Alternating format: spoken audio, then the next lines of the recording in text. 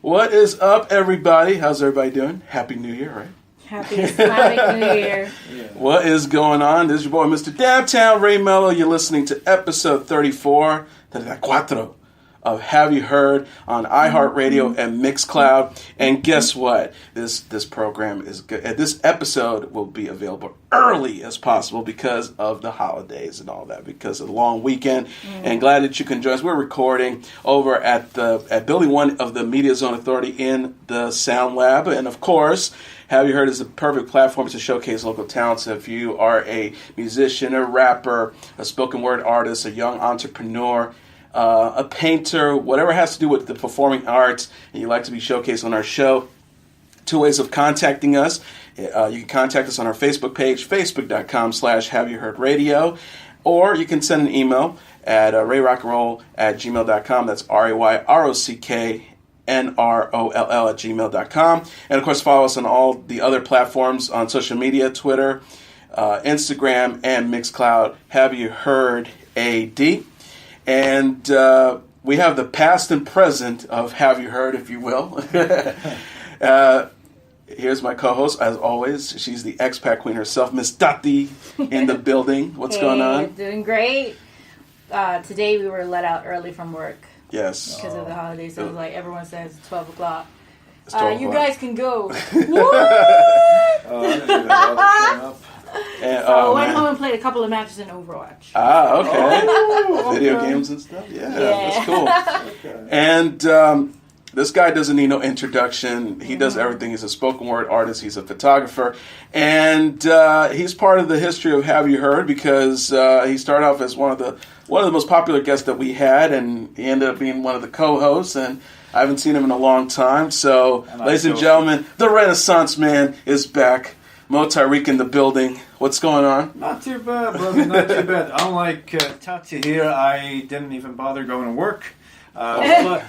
Slept most of the day, and although Overwatch is a great game, I'm sure I spent some time playing League of Legends. So, what console is that, guys? No, that's all PC. All PC. PS4. PS4. Okay. PS4 type. I see. A lot of games coming up, man. Well, you don't game. You don't game, Destiny right? 2. Yes. You game? I don't. Let me tell you something, guys. I was this close from bringing my Xbox 360 back to the UAE, but I was running the risk of something happening. You know how it is when you have the luggage and they tend to ruin stuff.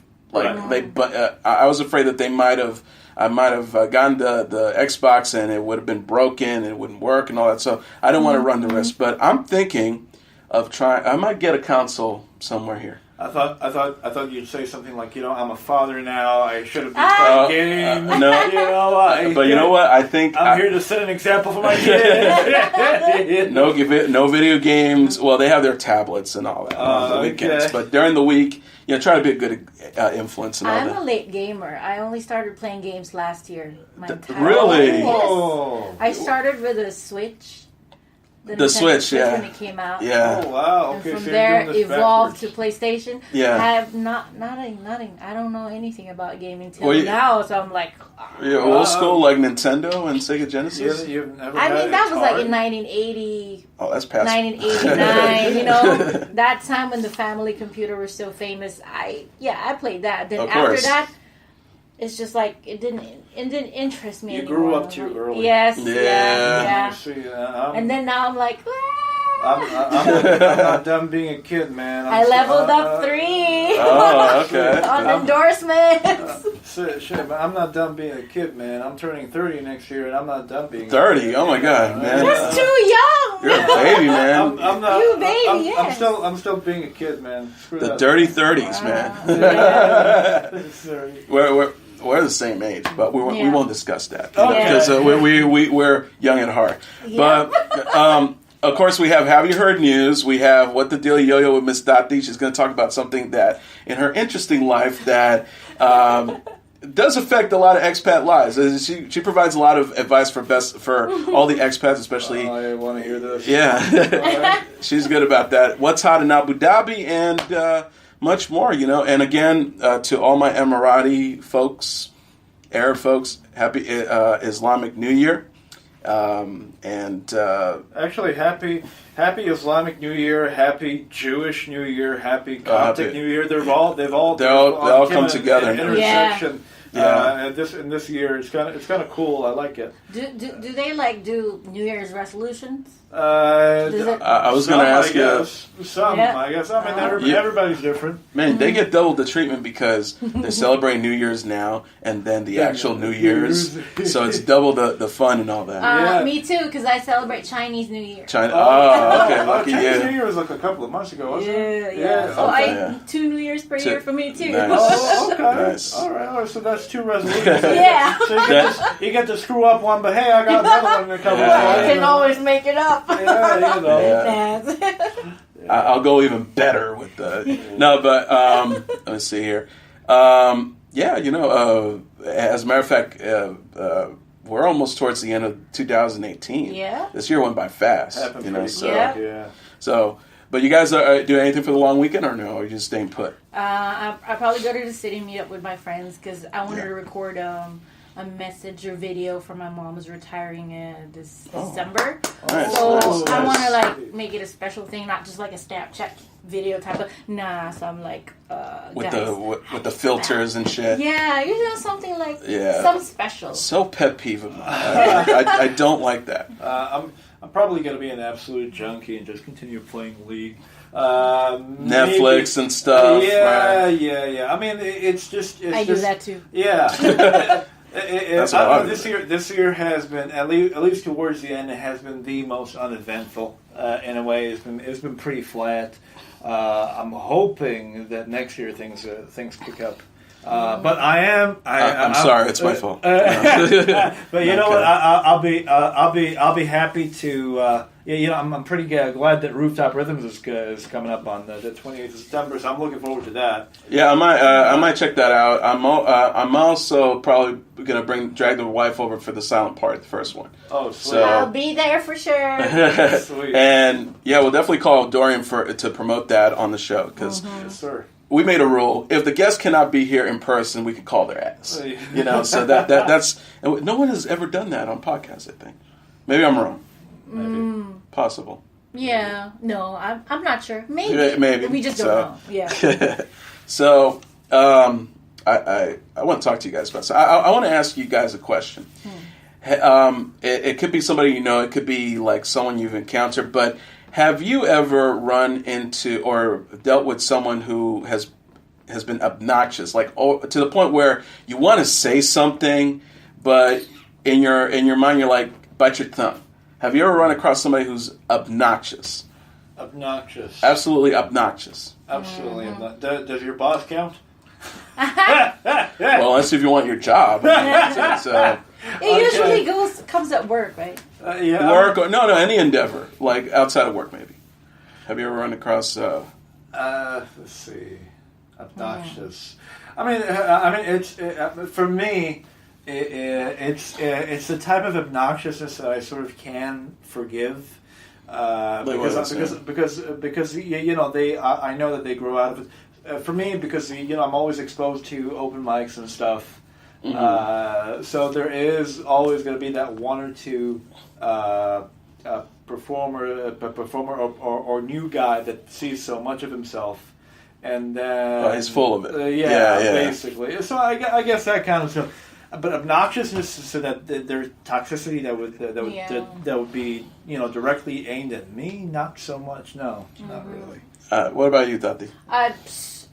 Friends-wise, I used to have people like that, and if I feel that type of energy, I just really cut them off. I stay away. Mm-hmm. But with work, yes, I do have that I can't really avoid because I work with people right. But you know what? That's again. I mean, why did you ask about the obnoxious people? Well, I'll tell you this much. I went to.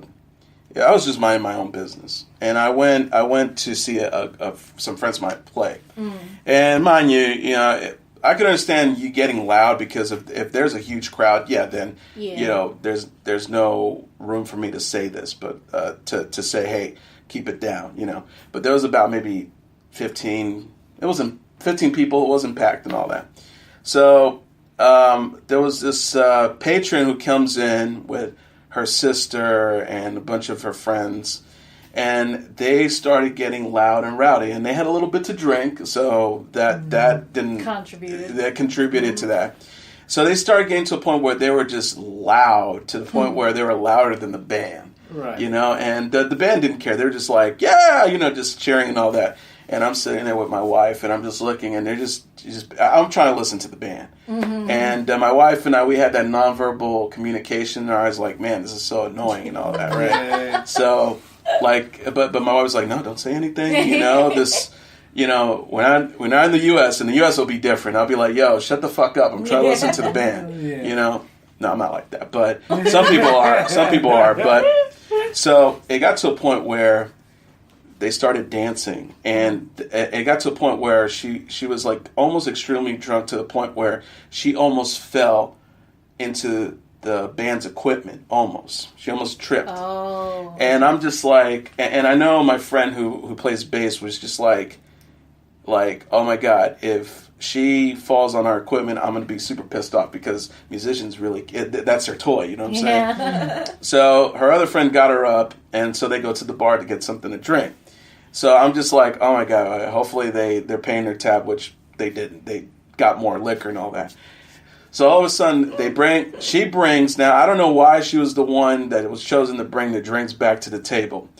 She starts walking, and she accidentally bumps into a chair and knocks one of the glass drinks on the floor, and it shatters. And part of the glass almost hits my foot. Now I'm thinking to myself, if that ever happened to me, I would be the one saying, either picking up the pieces or asking a waitress to, hey, we accidentally dropped the glass. No, she just went back to her seat, pretended like nothing happened. And that's where I just wanted, I wanted to say something, but I just, it grind my gears, honestly. And I felt bad for the waitress, because they came, they opened, they pulled out the chairs, they got their brooms, cleaned the glass and all that, and I mean, what about her friends? They didn't. No, they just didn't care. I think one of them was just like, yo, you got to tone it down a bit. So towards the end, they got a little rowdy, to the point where, the manager said, hey, you got to either tone it down or you got to go. Yeah. So I don't know what happened after us, because I know I left a little bit later with the wife, but I don't know if they got kicked out. But the point is this. Things like that, just have a good time, but don't get to a point where it affects everybody else, I don't mind people coming up to me who are drunk to talk to me. I'm like, hello, person I don't know. How you doing? So...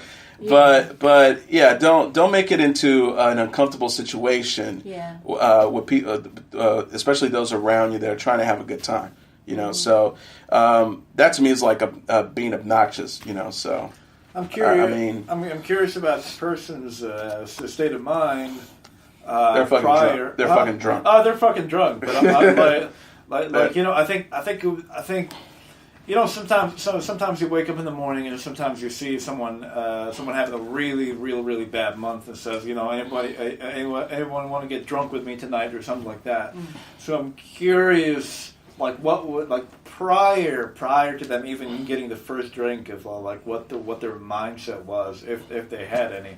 That's there's some people that can control their liquor, and there are others that can't. I wouldn't know. Yeah, well, I would. I'm a fun drunk overall. So I'm one that relate. I don't drink. I don't drink either. But I wouldn't know. You haven't seen Ray Melo in action. Hey, listen. Actually, this is an idea for a show. Could we do an episode with Ray Melo drunk? I could. No, I would get in trouble. I would get in trouble. You just said you were a fun drunk. Well, in my house, because I'm in my house. If I were to throw a get together, I'll let you.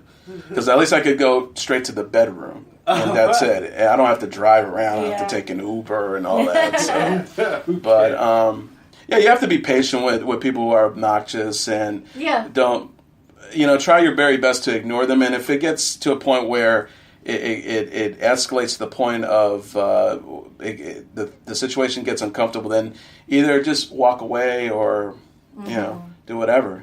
So. Yeah, it's just they're obnoxious people out there. A lot. So, but any personal encounters that you want to talk about, Teddy, or is this like, it's when it involves work, I really don't want to really talk about that because I don't want to get in trouble. Yeah, that's true. I think because people have potential. You know what you're doing. You're smart enough. Yeah. But you decide to be dumb by making those wrong choices. Yeah, like I said, if I do see or experience them or have them around me for once, and I know that I can feel that energy, I'm like done. So my friends will come and say like, "Hey, we're gonna have a get together on this day." I was like, "Who's coming?" So I check. Who's coming? He's coming. Okay, I'm not going. So I'll see you after then. Right. I can share something that I actually read about really quickly. Right. So this is with regards to. This was actually an article on Medium.com, which the title says, "We fired a genius from work, and we were better off without him."